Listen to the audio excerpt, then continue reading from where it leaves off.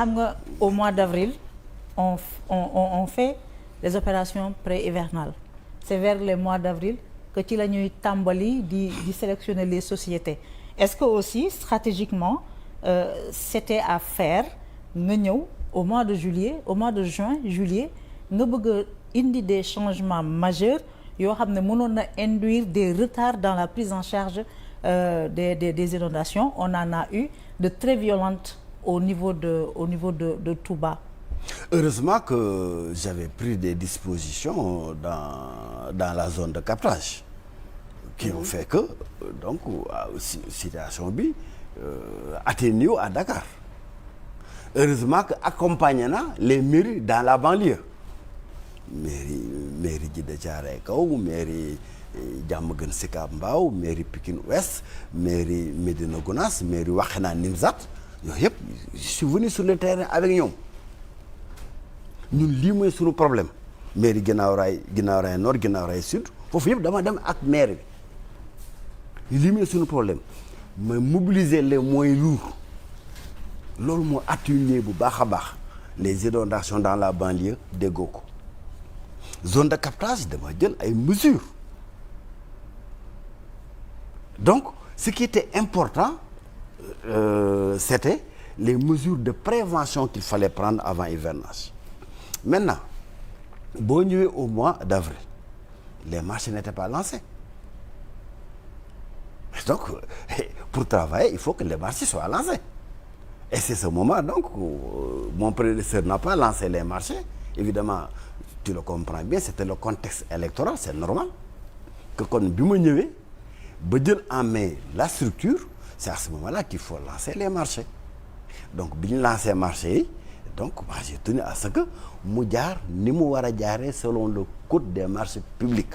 Et kan moo respecté wul le code des marchés publics. mais du ma dugg ci détail yu marché bi. mais Cheikh dafa mel ni dañ la conseillé. s'il te plaît dafa mel ni dañ la conseillé parce que le dossier actuellement transmettre nañ ko parquet. Ça veut dire qu'il y a un côté politique. Ça va dépendre de certaines circonstances. que dossier bi ñu yóbbu ko jusqu'à terme. wala ñu bloqué ko dossier bi forcément dina dem à terme quand un dossier est au parquet il est à terme. waaw mais foofu ça c'est clair mën na am xam nga soxna Mary leen laa lay rassurer. leen laa lay rassurer Cheikh Dieng est clean 100% sur ces questions. Vous n'avez rien à vous reprocher. 100%. Cheikh Dieng est super clean au contraire j'ai refusé ma taq ci dara. C'est ça qui m'a fait m'éjecter mais Cheikh Dieng est clean à 100% kooku moom na ci sa xel dal. Est-ce que da ngay continuer di réclamer que le ministre soit entendu?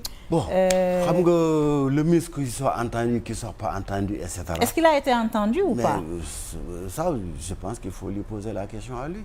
Ouais, mais yow entendre nañ la été... au niveau de la section de recherche. Non. Est-ce que par des canaux inhabituels parce que le ministre il bénéficie d'un privilège de juridiction. Est-ce que par d'autres canaux inhabituels on a recueilli sa version des faits ou pas? loolu fa dëgg yàlla xawma ci dara. C'est peut-être à lui qu'il faut poser la question. Mais est-ce que gars yi conseil wuñu la politiquement nga calmer affaire bi pour dossier bi. mais continuer moi je me sedd. suis toujours calmé sur ça depuis le départ. déggoo ma wax ci non Cheikh Dieng est quelqu'un de très calme de très pondéré parce que l'expérience sert à quelque chose. Non je veux dire offensive communicationnelle bi nga nekkoon parce que. après conférence de presse. la conférence de presse qu'est-ce nga dégg ma wax. xam nga nag Cheikh Dieng gor la garmi la bu ñu ma limogé. ma toog 15 jours déggoo sama baat. C'était le temps de passation de service mu am un déchaînement dans les réseaux sociaux am ay jeunes yoo xam ne dañ leen a yónni ñuy wax di yàq sama der day Cheikh Dia am na courage bu day ni am na fulla ak fayda bu day ni il met les points sur les i ku xam Cheikh Dia xamee ko fit xamee ko tegu ci dëgg xamee ko ñime li muy def mais nag tout le temps dans la sérénité dans le calme ba ma ci waxee la ma cay wax laa ca pare. waaye soo toogee nga wéet delluwaat léegi ca la ma nekkoon avant may dem ONAS. ci say activités personnelles. mes activités professionnelles de consultance internationale. ma baat la benn laaj soo toogee nga wéet doo xalaat ne Diomaye ak Sonko tey jii dañoo jël parti pris en fait dañoo def parti pris. voilà dañoo faral sa ministre ci affaire bii di leen opposé tey. mais je pense que ils ont agi mooy li ma la wax léegi rek comme des gens qui sont soucieux de l'ordre public. loolu rek moo leen ñor de l'intérêt des populations. c'est-à-dire man su ma nekkoon place Diomaye ministre ak DG Mbithio Mbalo. damay bàyyi DG mais bàyyi DG. le temps mu trouver une autre solution. man de su ma nekkoon sa place. surtout defuma waxuma. mbir mi am ñu limogé ma.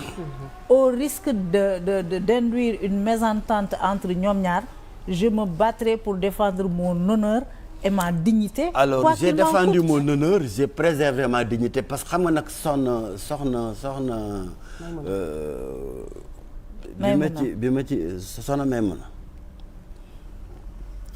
bi coow li bare ma génn wax ju leer lu ma wax ma sësal ko ak këyit lu ma wax rek dama ko génn une preuve matérielle parce que la religion des Sénégalais c'est faite ñëpp xam nañ ku xamul woon Cheikh Dieng xam nga Cheikh Dieng ku déggoon coow li xam nga fan la dëgg féete wut loolu day na sëkk doo ci toppaat maintenant di ratatati di wax et cetera loolu du attitude responsable maintenant quand même quoi qu'on dise dafa am ay milliers de Sénégalais yu bokk ci parti politique Fepp Tawfekh à travers le pays am ay milliers de jeunes yu jël Cheikh Dieng comme une référence boo xam ni dañuy xool ci moom su boobaa du moomati sa bopp da ngay am un devoir de retenue une réserve ay lignes rouges yoo xam ni